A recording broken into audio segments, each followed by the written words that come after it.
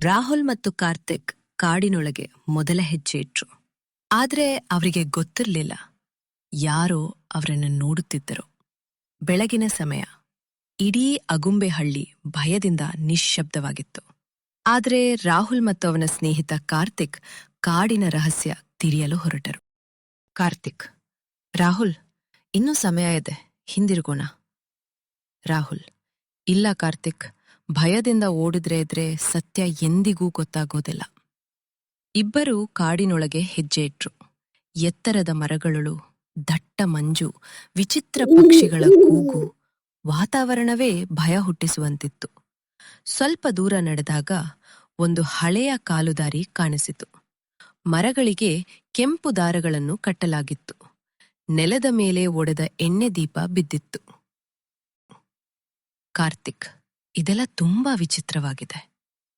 ಅಷ್ಟರಲ್ಲಿ ದೂರದಿಂದ ಮಗುವಿನ ಅಳುವ ಶಬ್ದ ಕೇಳಿಸಿತು. ಅಮ್ಮ, ನನ್ನನ್ನು ಕರೆದುಕೊಂಡು ಹೋಗು. ಇಬ್ಬರು ಶಬ್ದ ಬಂದ ದಿಕ್ಕಿಗೆ ಓಡಿದ್ರು.